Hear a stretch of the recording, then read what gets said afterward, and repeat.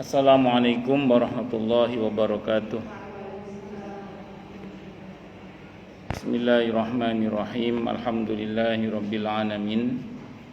Wa bihi nasta'inu ala umurid dunya waddin.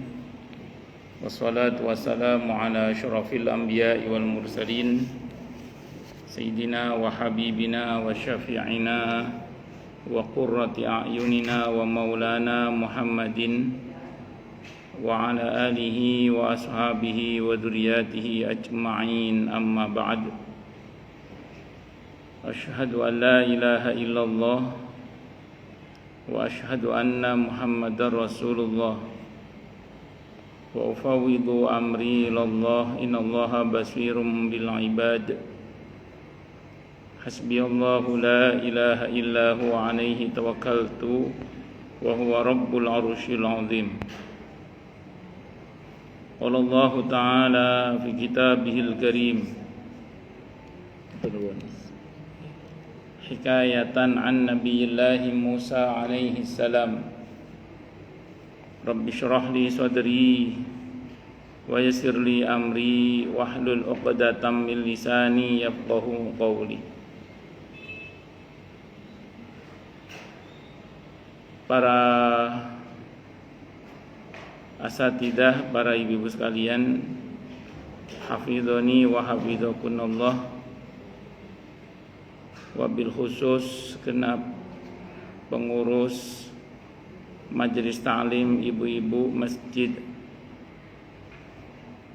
Baitul Jihad, yang semoga pengurusnya dan jamaahnya selalu dalam naungan rahmat, barokah, perlindungan serta bimbingan Allah Subhanahu wa ta'ala. Amin, Allahumma amin, insyaallah.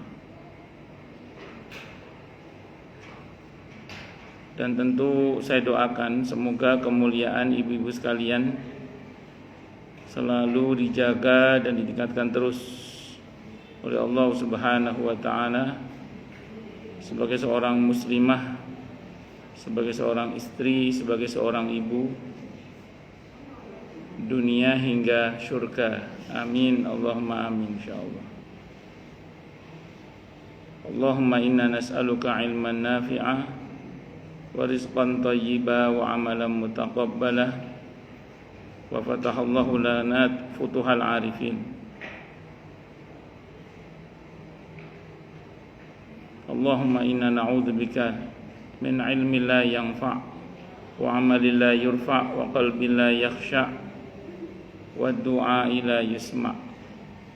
Allahumma ati anfusana taqwaha wa zakkiha anta khairu man zakkaha anta waliyuha wa maulaha. Amin, Allahumma amin, insyaallah. Allahumma barik lana fi rajaba wa sya'bana wa ballighna ramadana. Allahumma ighfir lana warhamna wa tub alaina. Amin, Allahumma amin, insyaallah. Masih melanjutkan kajian kita tentang kitab At-Tadhkirah karya Al-Imam Al-Qurtubi rahimahullah rahmatan wasi'ah wa rahimallahu ulama al-muslimin. Qala al-muallif rahimahullahu ta'ala wa nafa'ana bihi wa bi'ulumihi fid dharaini amin. Bismillahirrahmanirrahim. Halaman 703, betul nggih? Bab baru.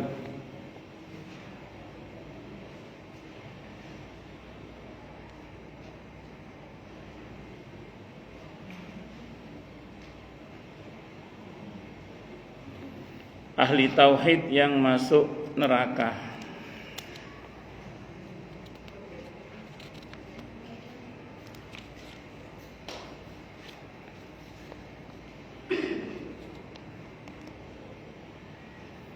Bismillahirrahmanirrahim.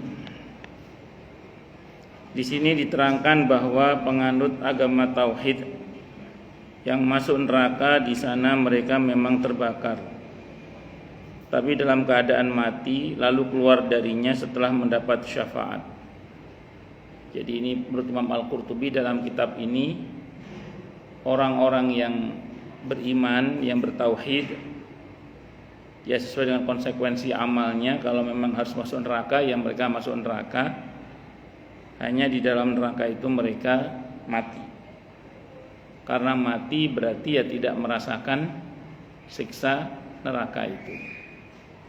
Ini menurut pendapat yang ada di sini. Walaupun kalau merujuk pada riwayat yang sahih berkaitan dengan ini, sebenarnya ketika ahli neraka semuanya sudah masuk neraka dan ahli surga semuanya masuk surga, Allah tampakkan kepada mereka makhluk sejenis domba. Terus Allah bertanya kepada mereka, dan Allah itu Maha tahu. Tahukah kalian, hai ahli surga, wahai ahli neraka, apakah ini? Begitu kemudian diberitahu, ternyata ahli neraka, ahli surga mengatakan itu adalah kematian.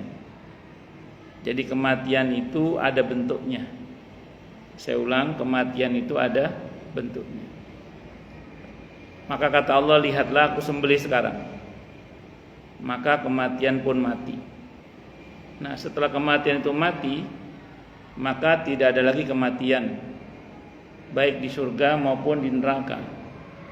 Jadi setelah kematian itu mati, tidak ada lagi kematian baik di surga maupun di neraka. Tentu di surga dengan kehidupannya yang sempurna, sementara di neraka dengan keadaan yang la yamutu fiha wala yahya. Ini kalau kita merujuk kepada riwayat yang berkaitan dengan masalah ini di riwayat yang lain selain dari yang ini ya. Tapi nanti ini juga punya argumentasi hukum, punya argumentasi juga. Masing-masing punya argumentasi. Nah, terus kemudian hanya bedanya antara orang kafir dengan orang beriman itu apa? Kalau orang kafir itu dia dihukum dengan hukuman yang tidak pernah berubah. Jadi segitu aja sampai nggak ada batas.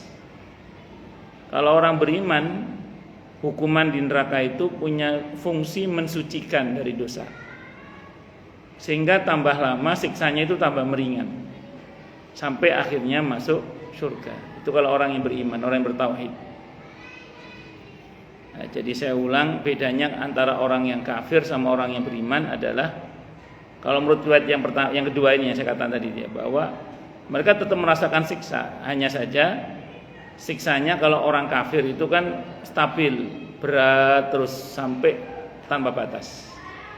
Sementara kalau orang beriman, siksanya itu karena punya fungsi mensucikan dari dosa, maka tambah lama tambah ringan siksanya, sampai puncaknya itu adalah dibebaskan dari siksa api neraka atau masuk surga. Itu yang membedakan antara orang yang kafir dengan orang yang beriman. Itu secara umum itu begitu. Izin minum dulu nih.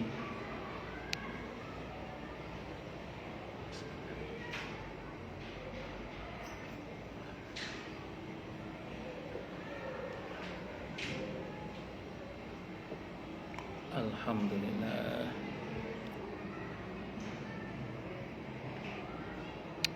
Baik, saya teruskan lagi.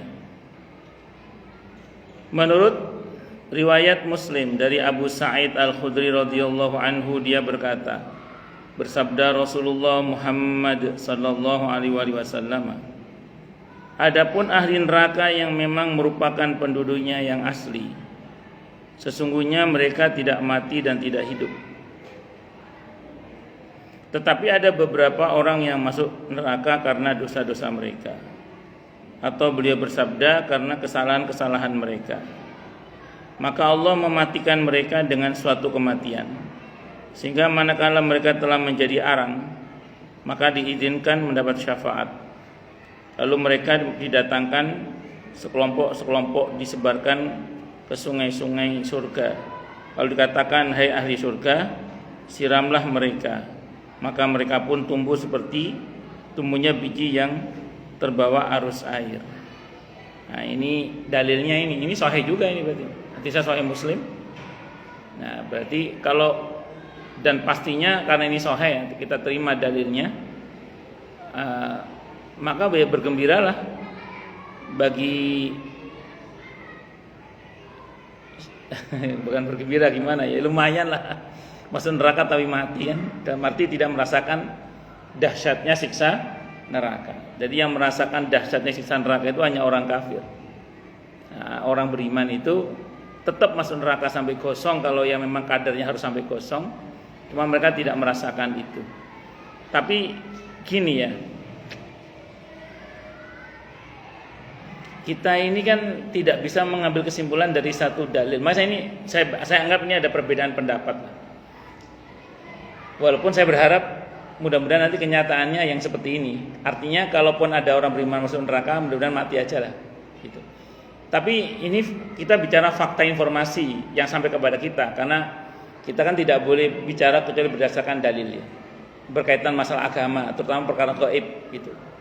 Saya mau sampaikan gini dulu, ini rumus dulu.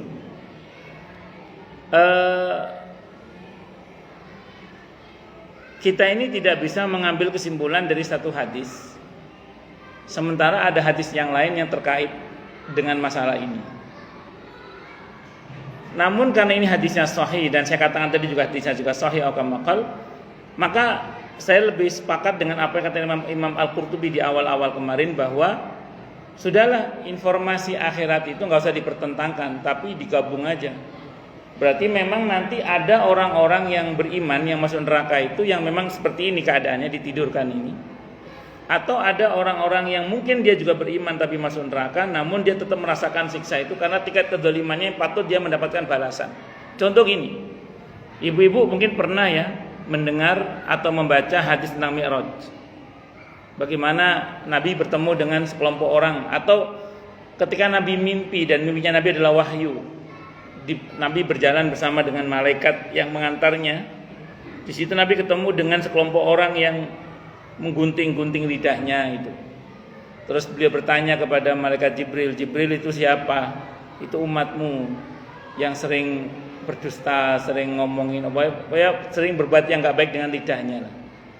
Nah, terus kemudian Nabi menemui ada orang yang ada daging yang bagus dan halal, enak hidangannya, tapi dia lebih memilih daging yang busuk, yang kotor, yang tidak karu-karuan bentuknya lah. Nabi bertanya, "Ini siapa Jibril?" "Ini orang yang di rumahnya sudah ada istri yang halal, tapi dia masih suka jajan di luar yang haram misalnya." "Jibril, ini siapa? Kok ada orang yang bla bla banyak itu?" Itu kan malaikat Jibril selalu mengatakan, "Ini umatmu, ini umatmu, ini umatmu." Berarti kalau kita merujuk pada itu, berarti ada yang disiksa nanti itu. Berarti ada yang disiksa nanti itu. Nah, berarti kalau merujuk pada itu, digabung aja berarti dalilnya ini, bahwa ada orang-orang yang keadaannya seperti dalam hadis ini. Dan saya berharap kepada Allah, kalaupun ada yang masuk neraka dari orang beriman, semoga yang terjadi adalah yang ini gitu. Kalau kita tetap berharap jangan masuk neraka, tetap kita berharap kita ini semoga Allah masukkan dalam surganya tanpa hisab, tanpa adab. Amin, Allahumma amin. Itu harapan kita kepada Allah untuk kita beserta keluarga seluruhnya ya. Amin, Allahumma amin. Jadi singkat kata, singkat cerita, kalau kita bicara proses ini, saya ulang ya, kalau kita bicara proses ini kalau mau kita gabungkan dengan dalil yang diadab tadi itu, berarti ada kemungkinan memang ada beberapa orang yang beriman yang masuk neraka, hanya dia mendapatkan fasilitas tidur sehingga dia tidak merasakan siksa itu. Dan ada sebagian orang-orang yang beriman yang mengalami keadaan di mana dia tetap harus menjalani adab dalam keadaan la yamutu fiha wa la yahya, karena konsekuensi dari kedurhakaannya yang membuat dia harus disiksa misalnya. Karena seperti yang kita tahu, ada seseorang yang kepalanya dipukul pakai batu, pecah utuh lagi pun. Kata Nabi, "Ini siapa Jibril?" "Ini umatmu yang meninggalkan sholat misalnya." Na'udzubillahi min syarri tadi. Sholat 5 waktu ya. Itu seperti itu. Dan masih banyak lagi lah yang lain-lainnya. Mendengar cerita itu, seorang dari mereka yang hadir berkata, "Agaknya Rasulullah Muhammad sallallahu alaihi wasallam pernah menggembala kambing di pedalaman." Ini hadisnya Sahih Muslim. Ini kaitannya apa ya terakhirnya? Agaknya Rasulullah Muhammad SAW pernah menggembala kambing di pedalaman. Ya ini komentar dari rawi yang mungkin Ini kalau di dalam ilmu nahwu itu ada istilah jumlah mu'taridah la mahalla lahu minal i'rab. Jadi ada orang tahu-tahu ngomong yang enggak nyambung bahasanya antara yang sebelumnya dengan yang sesudahnya. Tapi ini konsekuensi riwayat dia tetap sampaikan. Hadisnya sahih Muslim. Walaupun mungkin ada kaitannya dengan apa saya kurang tahu ini. Wallahu a'lam bishawab. Keterangan hadis sekarang. Keterangan hadis. Kematian bagi orang-orang mukmin yang berdosa ini adalah kematian hakiki. Karena beliau memperkuatkan dengan kata masdar imatatan. Amata yumitu imatah.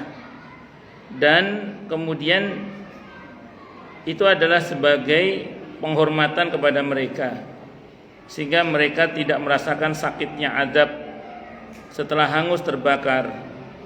Jadi berbeda dengan orang-orang yang tetap hidup dan dikekalkan dalam neraka, yang merupakan penduduknya yang asli. Adapun mereka dinyatakan dalam Al-Quran di surah An-Nisa ayat 56 yang artinya setiap kali kulit mereka hangus, kami ganti kulit mereka dengan kulit yang lain supaya mereka merasakan azab. Dan ada pula yang mengatakan mungkin juga yang dimaksud dimatikan di sini adalah dihilangkan rasa sakitnya dengan tidur, bukan dimatikan benar-benar. Mereka tidur itu bisa juga menghilangkan rasa sakit dan lezat. Bahkan Allah menyebutkan tidur itu mati dalam firman-Nya di surah Az-Zumar ayat 42. Allahu yatawaffal anfusa hina mautiha walati lam tamut fi manamiha. Allah memegang jiwa orang ketika matinya dan memegang jiwa orang yang belum mati di waktu tidurnya. Demikian kata mereka, tetapi yang disebutkan dalam ayat ini adalah wafat, bukan kematian hakiki yang berarti keluarnya roh dari dalam tubuh. Demikian pula kata as-sa'iqah disebutkan dalam arti mati dalam firman-Nya di surah Az-Zumar ayat 68 yang artinya maka matilah siapa yang di langit dan di bumi kecuali siapa yang dikehendaki Allah. Tapi pada saat lainnya kata sa'iqah disebut juga oleh Allah dalam arti pingsan, bukan mati yang hakiki, yaitu ketika bercerita tentang Nabi Musa alaihissalam yang jatuh pingsan saat menyaksikan hancurnya gunung akibat Tuhan menampakkan kepadanya. Jadi makna mati itu dalam Al-Quran sendiri atau dalam hadis itu ternyata maknanya bisa banyak. Nah, inilah kenapa seringkali kalau kita bicara hadis, kalau kita bicara Al-Quran, itu seringkali tidak bisa dimaknai secara text oriented ansih. Tidak bisa. Nah, karenanya kemudian ini rumus ya, ini rumus. Kalau ada ayat Al-Quran, ada hadis, pertama kita terima lafadznya. Hadis yang sahih atau hadis yang hasan ya, kita terima lafadznya. Ada firman Allah, ada hadis Nabi yang sahih atau yang hasan, kita terima lafadznya, kita terima maknanya. Nah, adapun maksud dan kandungan dari ayat itu sudah menjadi rumus bagi para ulama dalam memahami Al-Quran dan hadis apa? Kita tidak bisa mengambil kesimpulan dari satu hadis kalau masih ada kaitan dengan hadis yang lain atau ayat Al-Quran. Kita tidak bisa mengambil kesimpulan dari satu ayat kalau ayat ini masih berkaitan dengan ayat yang lain atau hadis dan perkataan para sahabat.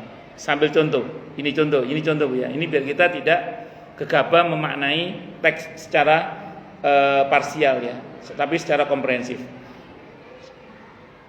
Pernah nggak ibu-ibu ada di grup misalnya tahu-tahu posting satu hadis, terus satu hadis itu disimpulkan sama dia bahwa ini haram gitu. Saya pernah nggak orang ada anggota grup bikin heboh gitu ya.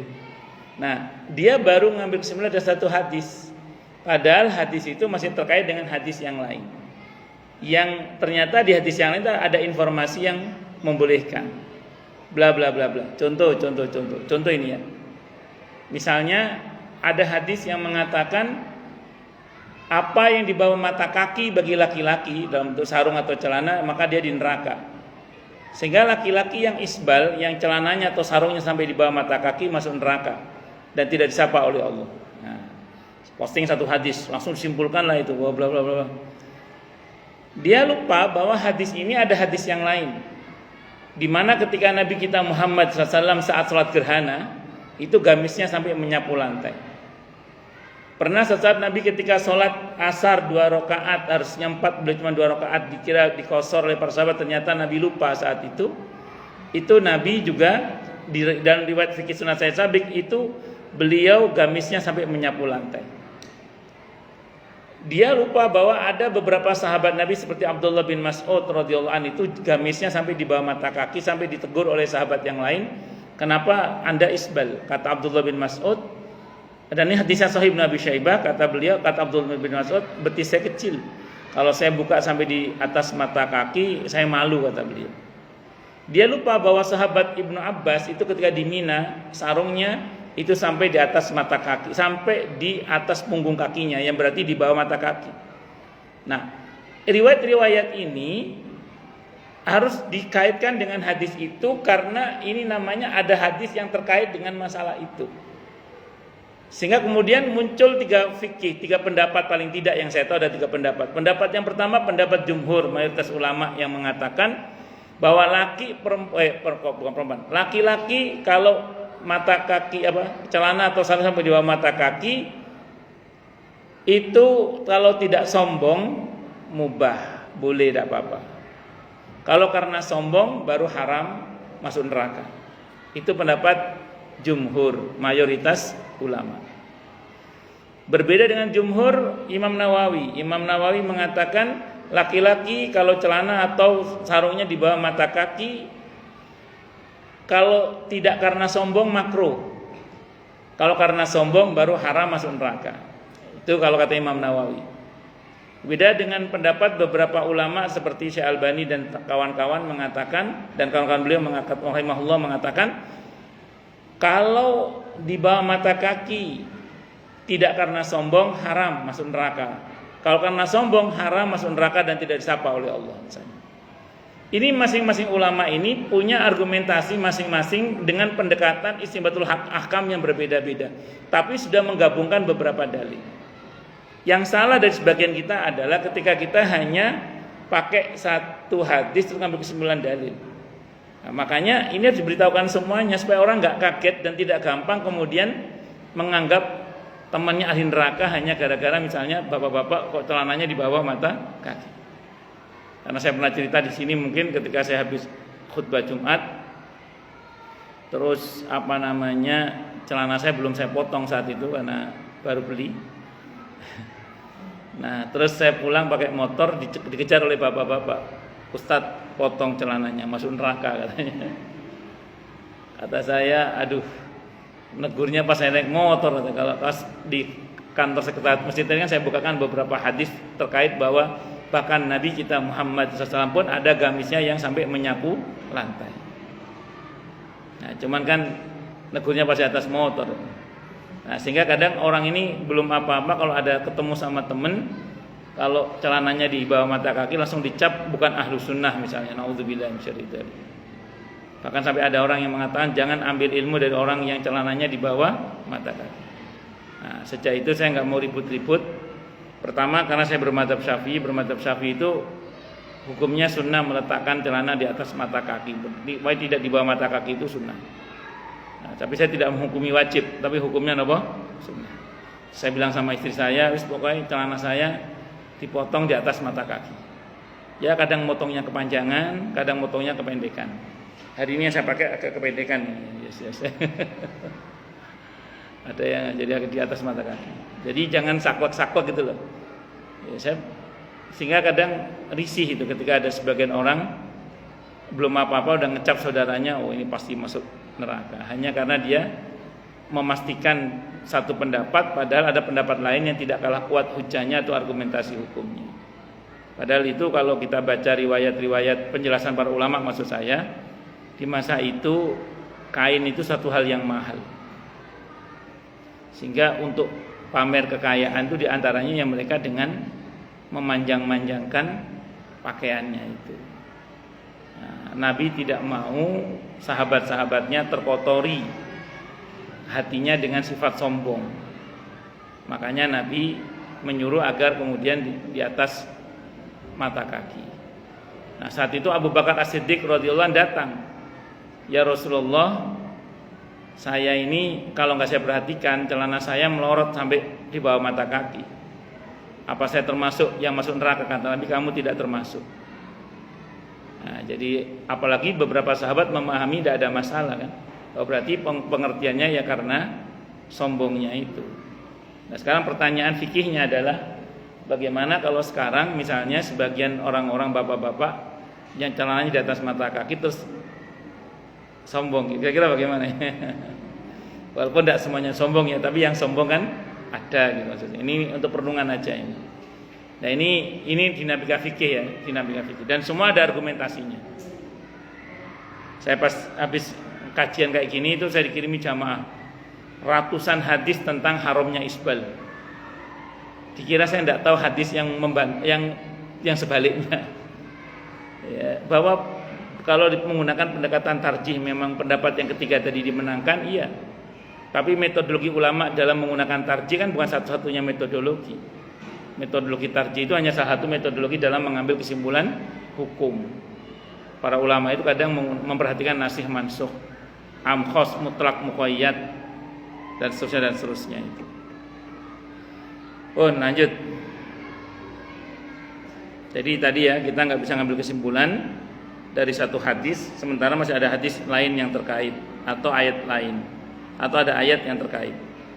Memang ketika seseorang dibuat tidak merasakan hal ihwal alam nyata, musyahadah, yakni tidak merasakan sakit dan enak, dia tidak bisa disebut mati. Oleh karena itu, mungkin juga yang dimaksud dimatikan pada hadis di atas ialah dibuatnya orang-orang mukmin yang berdosa itu tidak merasakan sakit meski mereka tetap hidup, dengan adanya suatu rahasia tertentu yang sengaja diciptakan Allah pada mereka, sebagaimana dibuatnya para wanita yang memotong jari-jari tangan mereka tidak merasa sakit saat mereka menyaksikan munculnya Nabi Yusuf alaihissalam ke hadapan mereka.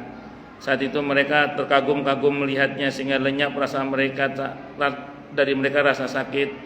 Tapi bagaimanapun takwil yang pertama lebih sahih, dengan alasan yang telah kami sebutkan, yaitu adanya taukid penguat dengan menggunakan kata masdar, dan juga berdasarkan sabda Nabi kita Muhammad SAW dalam hadis yang sama, sehingga manakala mereka telah menjadi arang, dengan demikian berarti orang-orang mukmin yang ada dalam neraka itu benar-benar mati, sedangkan penduduknya yang asli tetap hidup dengan sebenar-benarnya dan tidak mati. Jadi makna yang diartikan mati itu lebih sahih menurut Imam Al-Qurtubi. Dan saya berharap orang beriman di nerakanya seperti itu aja. Walaupun untuk kita tetap kita berharap semoga kita, keluarga kita dan muslimin muslimah seluruhnya lah, ya paling enggak kita dan keluarga kita lah ya, semuanya dimasukkan oleh Allah ke dalam surga tanpa hisab, tanpa azab. Amin Allahumma amin insyaallah. Karena kalau kita minta seluruhnya rasanya tidak mungkin. Ya. Yang mungkin adalah paling enggak kita berharap untuk diri kita dan keluarga kita paling tidak. Syukur-syukur tetangga-tetangga kita juga. Amin Allahumma amin insyaallah. Sekarang kalau ada yang menyatakan kalau begitu apa artinya mereka dimasukkan ke dalam neraka kalau mereka tidak merasakan sakitnya? Jawabannya boleh jadi dimasukkan mereka ke dalam neraka adalah sebagai hukuman pendidikan, jadi tidak perlu disiksa. Karena dengan tidak mendapatkan kenikmatan surga selagi mereka tinggal di neraka, itu saja sudah merupakan hukuman. Seperti halnya orang yang berkunjung dalam penjara, orang yang kurung dalam penjara, kurungan itu saja sudah merupakan hukuman bagi mereka, meskipun tidak disertai borgol dan rantai atau siksaan lainnya. Wallahu a'lam. Soal ini akan dibahas lebih lanjut dalam bab neraka insyaallah taala. Ya, dengan mereka ditawan itu sudah merupakan sebuah siksaan sudah. Itu dari tanpa disiksa sebagaimana ahli neraka yang asli disiksa, yaitu kalangan orang-orang kafir itu. Ini pembahasan mengenai ini. Ya, saya berharap sih memang orang beriman yang memang masuk neraka, mudah-mudahan keadaannya seperti itu sih, itu harapan saya. Mudah-mudahan yang itu saja. Walaupun saya ulang, kalau untuk kita, keluarga kita, kanan kiri kita, tetangga kita semuanya, semoga Allah masukkan ke dalam surganya tanpa hisab, tanpa azab. Amin Allahumma amin insyaallah. Bab baru, orang yang mendapat syafaat sebelum masuk neraka. Berarti enggak jadi masuk neraka karena sudah mendapatkan syafaat. Syafaat itu apa? Pertolongan.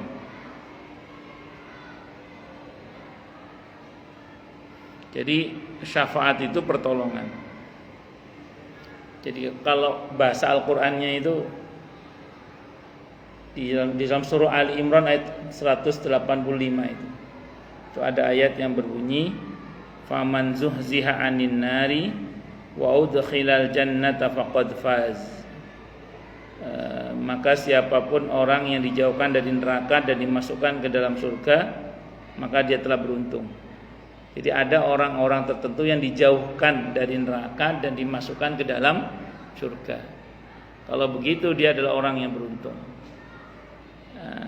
Jadi ada sebab amalan-amalan yang mereka kerjakan yang karenanya kemudian dia selamat dari siksa api neraka. Kalau yang pernah saya ngaji dan ini sering saya ceritakan di sini, di antaranya adalah ketika ada seseorang diseret mau masuk dibawa ke neraka, pas mau diseret masuk neraka itu, neraka tidak mau terima orang itu. Kata neraka, orang ini pernah berdoa kepada Allah agar selamat dari siksa saya, dan doanya dikabulkan oleh Allah. Maka saya nggak mau terima orang ini kecuali Allah mengizinkan. Maka dilaporkan kepada Allah, kata Allah, masukkan dia ke surga, jangan ke neraka. Gara-gara dia pernah berdoa selamat dari siksa api neraka dan doanya dikabulkan oleh Allah. Nah, di antara amalan itu ada dalam hadis riwayat Abi Dawud, kalau kita habis sholat subuh dan sholat maghrib, sebelum ngobrol dengan siapapun kecuali dengan Allah, kita baca kalau subuh Allahumma ajirni minan nar 7 kali. Kalau maghrib Allahumma inni as'alukal jannah Allahumma ajirni minan nar 7 kali. Kalau kita enggak sempat baca itu, paling enggak Rabbana atina fid dunya hasanah wa fil akhirati hasanah wa qina adzabannar. Paling enggak itulah. Kenapa? Sudah sholat subuh dan sesudah sholat maghrib, sebelum kita ngobrol dengan siapapun, nah, kita baca Allahumma ajirni minan nar, ya Allah jauhkanlah hamba dari siksa api neraka. Kalau yang habis maghrib Allahumma inni as'alukal jannah Allahumma ajirni minan nar, ya Allah hamba mohon kepadamu surga dan selamatkan hamba dari api neraka. Kalau enggak hafal pakai bahasa Indonesia boleh, tidak ada masalah. Yang penting intinya 2 itu, minta masuk surga, selamat dari api neraka 7 kali. Nah, insya Allah mudah-mudahan kita termasuk yang bebas api neraka itu. Amin Allahumma amin. Bebas dari api neraka itu. Amin Allahumma amin. Bebas dari siksa neraka. Amin Allahumma amin. Yang kedua itu masih sama ini ada dalam hadis Sahih Muslim semua cerita ini, riwayat ini. Nanti itu ada orang ketika dia diseret mau masuk ke neraka itu, begitu ngelihat neraka dia berteriak. Dia berkata-kata, padahal saat itu kan orang nggak bisa ngomong kecuali dengan izin Allah kan. La yatakallamuna illa man adina lahu rahman wa qala shawaba. Saat itu orang nggak bisa ngomong, dan kalaupun bisa ngomong mereka tidak akan ngomong kecuali yang benar. Dan kalaupun mereka bisa ngomong itu karena diizinkan oleh Allah untuk bisa ngomong. Dan saat itu kalaupun dia ngomongnya pasti benar. Artinya benar-benar seperti itulah keadaan dia. Apa kata orang ini? Ya Allah, tidak begini yang kusangkakan tentang dirimu. Dan Allah bertanya, tentu Allah Maha tahu, ini hanya bahasa administrasi. Apa yang kamu sangkakan tentang diriku? Orang itu menjawab, selama ini hamba selalu bersangka baik kepadamu. Jadi selalu berbaik sangka kepada Allah. Akhirnya kata Allah, bebaskan dia dari siksa api neraka. Jadi ada orang-orang tertentu itu yang bebas dari siksa api neraka gara-gara husnudzon, baik sangka kepada Allah. Nah, karena kita tahu dalam hadis qudsi Allah berfirman, ana inda dzanni abdi bi, aku menurut persangkaan hambaku kepadaku. Selama kita masih bersangka baik kepada Allah, enggak usah khawatir, semuanya pasti baik-baik saja insya Allah. Tapi kalau kita mulai buruk sangka kepada Allah, jangan salahkan siapa-siapa kecuali diri sendiri kalau keadaannya tidak baik. Allahu Akbar. karena semua akan kembali pada dirinya sendiri itu. Pun lanjut. Ada beberapa, kalau kita contohkan banyak ya, berkaitan dengan syafaat dengan izin Allah. Itu yang belum masuk neraka itu. Kalau yang sudah masuk neraka ditolong juga ada. Hadisnya riwayat Ibnu Majah, hadis qudsi juga, hadisnya sahih. Okamakal. Ada seseorang masuk surga. Ketika dia masuk surga, dia bertanya, "Ya Allah, mana teman saya yang dulu sholat bareng sama saya, puasa bareng sama saya?" Yang disebut di situ puasa dan sholat. Tapi kata para ulama, itu istilahnya itlaqul juz'i iradatul kull. Menyebut sebagian maksudnya seluruhnya. Kalau mau kita teruskan, yang dulu teman ngaji saya, yang dulu teman ngaji, teman tadarus, teman goes masuk nggak? Ya, apa teman kerja bakti sosial misalnya, masuk semua dalam kebaikan yang Allah ridhoi. Ternyata yang ditanyakan itu masuk neraka. Ternyata yang ditanyakan itu masuk neraka. Maka apa perintah Allah pada orang itu? Jemput dia di neraka, ajak bareng masuk surga. Ini contoh yang dapat syafaat tapi sudah masuk neraka ceritanya. Ya, semoga untuk kita nggak usah masuk neraka lah. Amin Allahumma insyaallah. Ada beberapa orang yang mendapat syafaat sebelum masuk neraka dikarenakan mempunyai amal-amal soleh tertentu, yakni bahwa mereka telah melaksanakan beberapa amal keutamaan tertentu selagi di dunia. Tadi saya contohkan diantaranya mohon kepada Allah selamat dari siksa api neraka. Contoh yang lain adalah misalnya husnudzon, baik sangka kepada Allah. Dan masih banyak lagi yang lain-lainnya. Abu Abdillah Muhammad ibn Maisarah al-Jabali Al-Qurtubi rahimahullah menuturkan dalam kitabnya At-Tabyin. Apa kata beliau? Ayahku dan juga Ibnu Waddah telah meriwayatkan sebuah hadis dari Anas bin Malik radhiyallahu anhu yang dia sampaikan secara marfu'.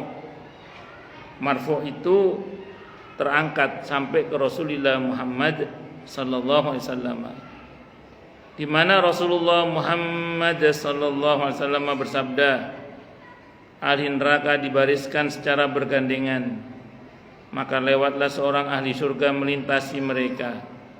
Tiba-tiba seorang ahli neraka memanggilnya, "Hai fulan, ingatkah kamu seorang yang pernah memberimu seteguk air pada hari ini dan ini?" Ahli surga itu berkata, "Sungguh kamulah orangnya." "Benar," kata ahli neraka itu.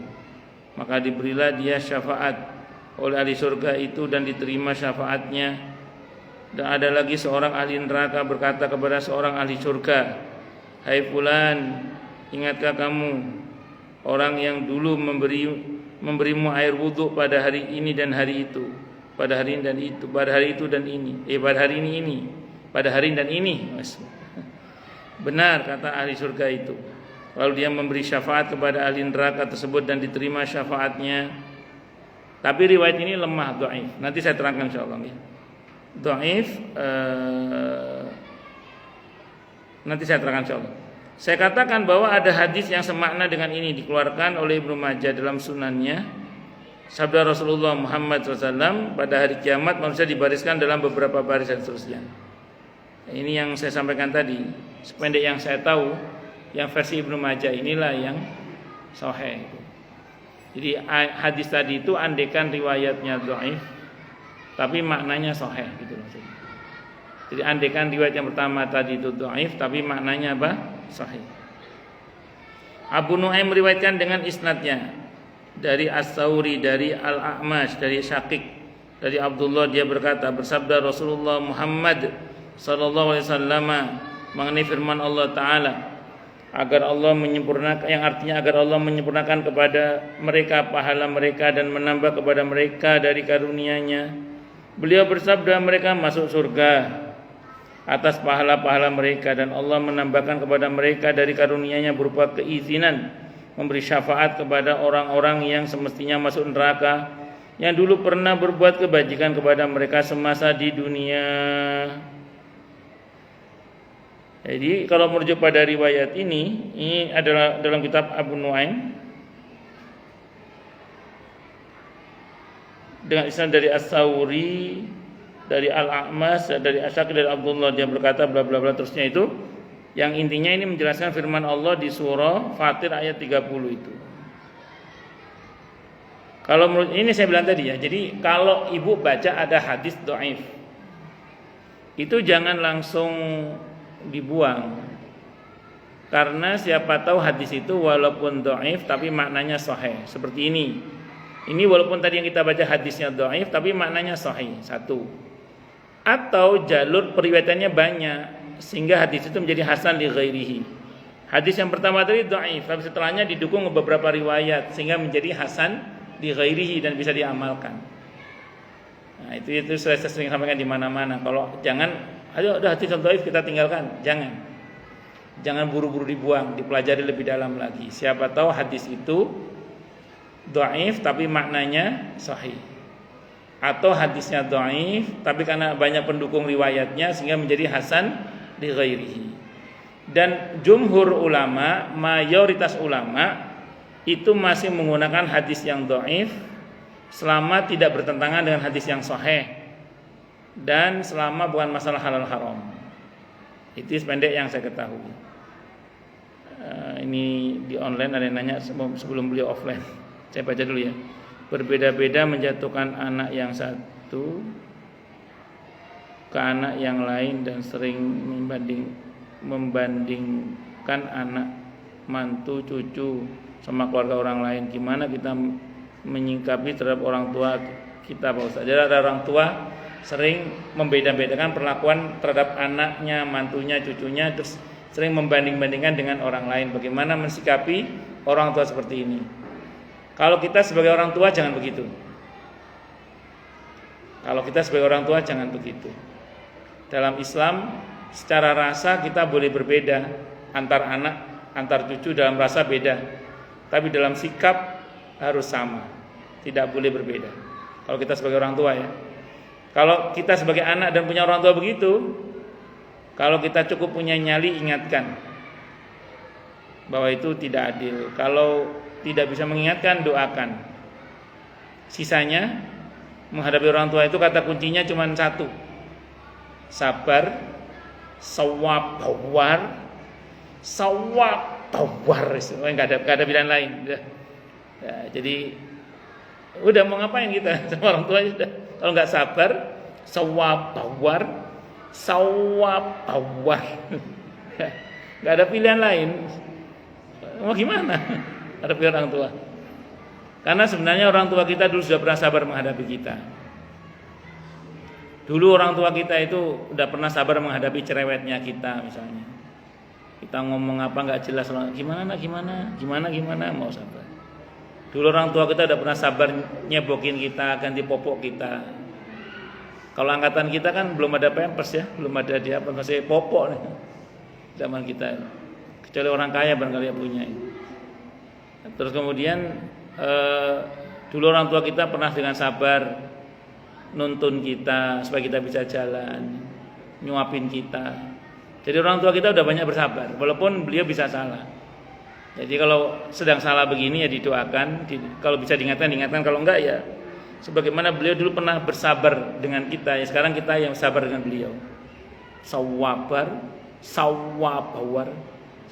Walaupun saya tahu ya memang begini. Kita ini bisa tahan kalau orang lain berbuat yang enggak benar sama kita, kadang kita bisa tahan. Wes sakarep ngono lek-leken ngono misalnya. Itu kita itu bisa gitu ke orang lain. Tapi kita seringkali nggak kuat kalau itu yang berbuat adalah orang yang kita cintai, orang yang kita sayangi, orang dekat kita. Kadang kita nggak kuat hati. Nah, tapi di sini tantangannya untuk kita tetap bersabar ya. Saya kira itu Bu. Kalau orang tua kita selalu bicara nggak punya uang, melulu gimana sih kawan anak? Ya kalau orang tua ngomong nggak punya uang kasih uang kalau kita punya uang. Kalau kita nggak punya uang ya didoakan. Ya saya doakan semoga mama banyak uang gitu aja, banyak dengan uang yang halal yang barokah gitu. Nah, atau kita ingatkan, jangan ngomong nggak punya uang melulu, entar nggak punya beneran loh. takutnya nggak punya beneran. Saya itu pernah tahu ada orang tua itu yang kerjaannya itu kalau kasih uang sama anaknya itu uangnya disimpan, dikoleksi. Nanti kalau malam diliatin uangnya itu. Jadi dan dia nggak tega kalau uangnya berkurang. Iya seneng koleksi duit. Padahal duit koleksi kayak apa? Kayak yang bermanfaat kan gitu. Ya macam-macam wong tua. Jadi ingetin aja, Bu. Tidak ada Pak Ustadz peninggalan almarhum Bapak. Tidak ada Pak Ustadz peninggalan almarhum Bapak. Ya sabar, Bu, sabar. Didoakan aja lah, didoakan. Lanjut. Ya saya doakan semoga ini ibu ini dan keluarganya diberi kecukupan oleh Allah ya. Amin Allahumma amin. Insyaallah. Lanjut. Sampai mana tadi, Bu? Tadi ya, hadis itu walaupun dhaif tapi jangan buru-buru dibuang karena siapa tahu maknanya apa tadi, Bu? Sahih. Nah, di sini tadi ditekankan tentang fenomena di mana nanti orang-orang yang kita pernah bantu itu akan membantu kita juga. Itu ternyata tidak hanya berlaku di dunia tapi juga di akhirat nanti. Ini kira-kira ya. Ini misalnya, tapi semoga bukan kita lah. Maksudnya semoga kita baik-baik saja. Ini ada lagi yang ngomong, saya baca dulu ya. Bapak saya selalu bilang aku wis gak nganggep adikmu wis putus sebenarnya. Sejak adik saya istrinya. Panjang ceritanya, semoga diberi kesabaran semuanya oleh Allah. Masing-masing punya cobaan di keluarganya masing-masing. Lanjut. Jadi nanti gini, Bu ya. Jadi nanti gini. Jadi kita ini semua ini itu ketika menolong orang gitu ya, maka nanti orang yang kita tolong itu di akhirat itu juga bisa menolong kita. Sebagaimana kita yang ditolong, nanti insya Allah kita juga bisa menolong orang yang menolong kita. Dicontohkan dalam riwayat ini, walaupun semoga kita tidak masuk neraka ya, amin insya Allah. Ada orang yang pernah membantu orang lain, yang dia bantu itu masuk surga. Maka yang membantu itu yang membantu itu, yang dibantu itu membantu yang membantu supaya bareng-bareng masuk surga. Konteksnya begitu di sini.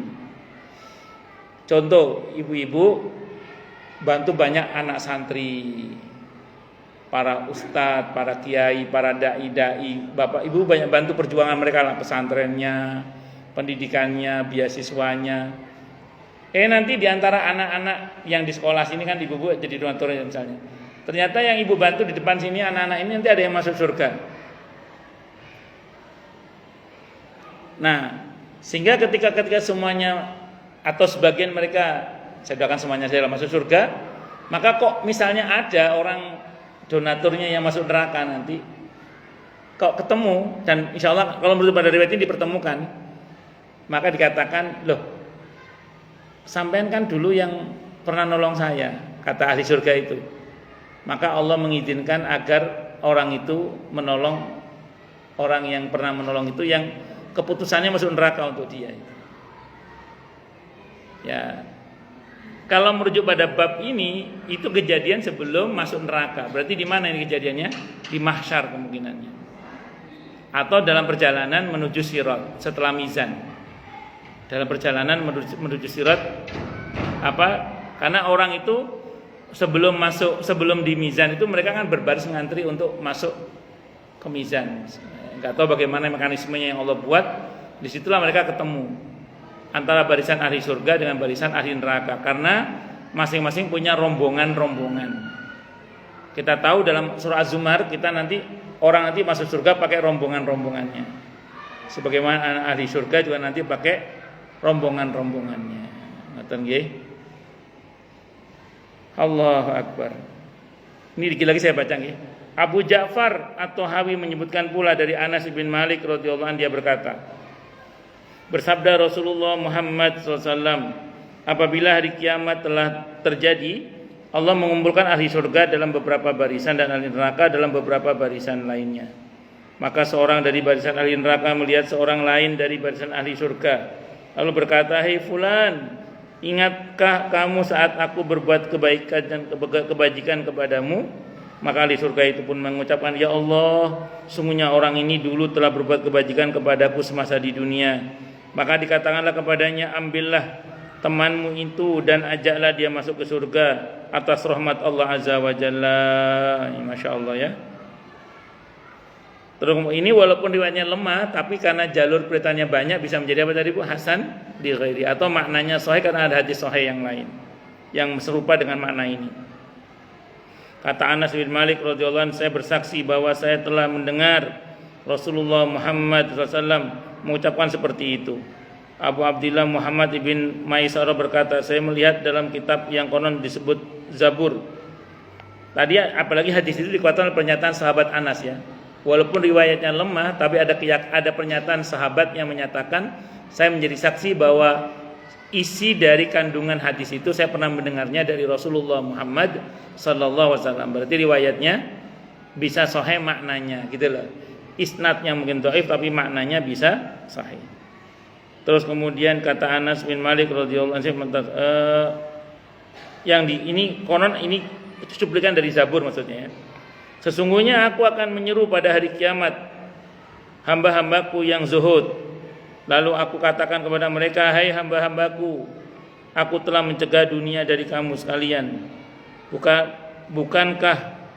Bukanlah karena hendak menghinakan kamu di sisiku, tapi aku ingin agar jatah kamu pada hari ini lebih dari cukup.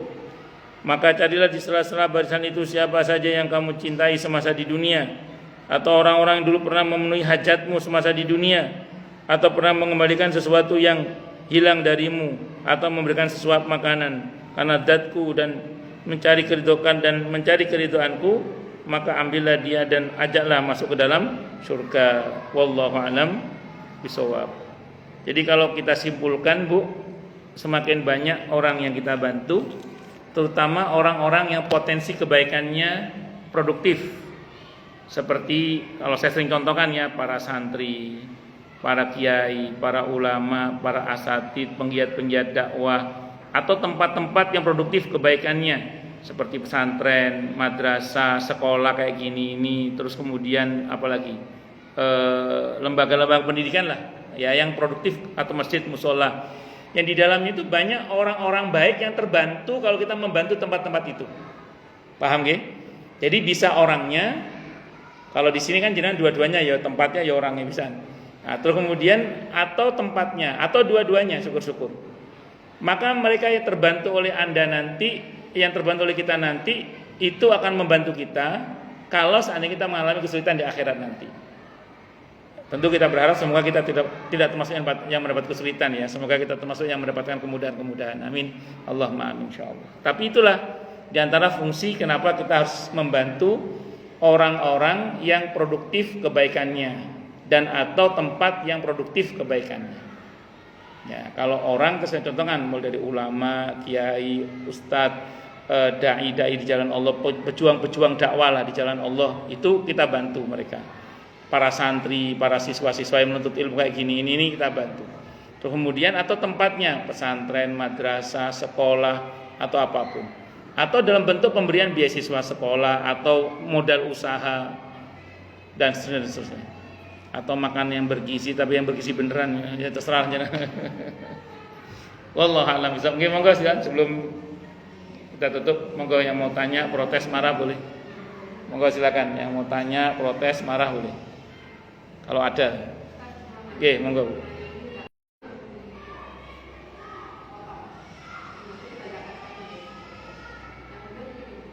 Bagus. Zakat penghasilan itu sebenarnya fikih baru ya, bukan fikih lama, fikih baru. Itu ijtihad ulama belakangan yang menyebutkan dengan istilah zakat profesi. Zakat profesi yang dikeluarkan di per sekali mendapatkan. Itu dikiaskan dengan pertanian sebenarnya. Di per setiap kali panen dikeluarkan. Sebenarnya kalau mau dikiaskan dengan pertanian, berarti nanti kursnya bukan emas ya, tapi kursnya itu sekian ton, 1 ton berapa gitu ya. Itu kalau beras dengan ketentuan zakatnya itu 1/20 atau 5%, bukan 2,5%. Jadi kalau ibu sepakat dengan pendapat itu, kalau sepakat dengan pendapat zakat produktif itu, zakat profesi itu, berarti per sekali ibu mendapatkan penghasilan itu langsung keluarkan 5%. Kalau gaji ibu mencapai nisabnya itu saya lupa tepatnya angkanya, setara dengan 1 ton beras lah kira-kira. 1 ton gabah, maaf, 1 ton gabah. Nah, saya nggak tahu berapa gabah sekarang harganya. Ya 1 tonnya itu, 1 ton lebih sih, 1 ton kira-kira 1 ton lebih lah, 1 ton itu. Jadi kalau gaji ibu kurang dari 1 ton itu, berarti ibu belum dapat kewajiban ngeluarin zakat karena itu dikiaskan dengan pertanian. Satu dulu ya. Nah, bagi ulama yang tidak sepakat dengan zakat profesi itu alasannya gini. Kalau yang nggak sepakat ya, alasannya gini.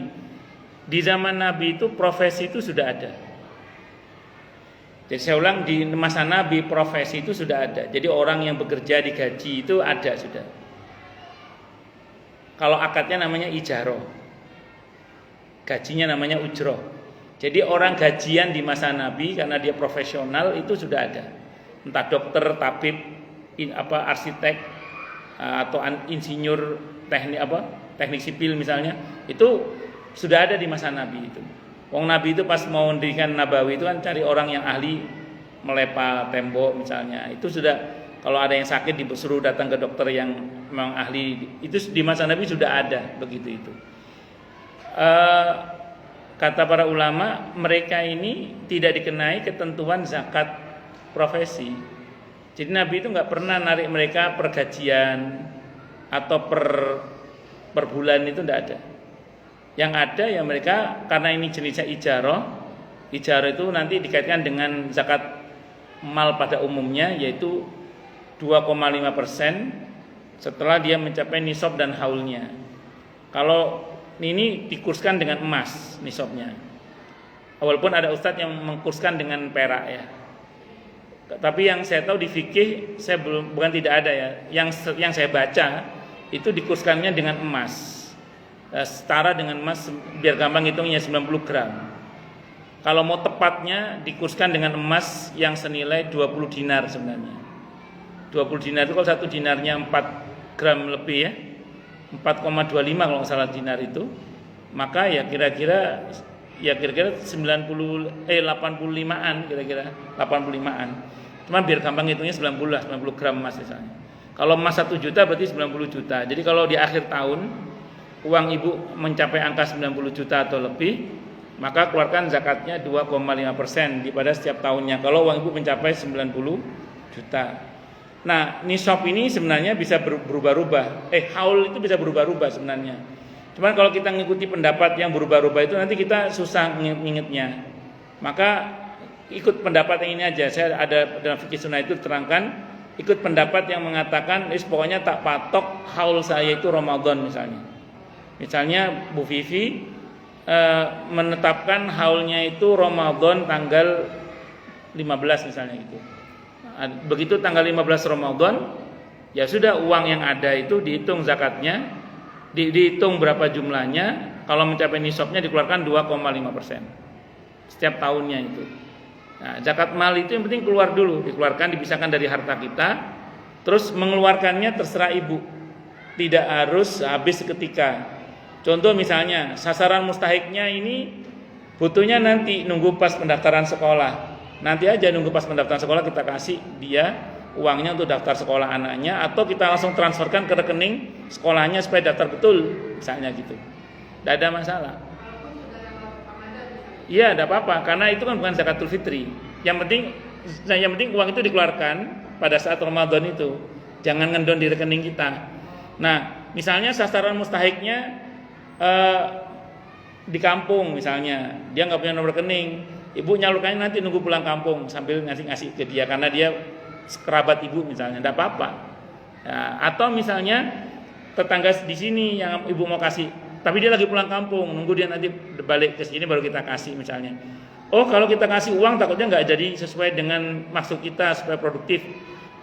Udah berikan sesuai dengan kebutuhannya. Oh, dia pintar nyopir, nggak punya SIM, kita buatkan dia SIM supaya dia bisa kerja nyopir, bisa. Jadi zakat mal itu bisa kita wujudkan bentuk seperti itu.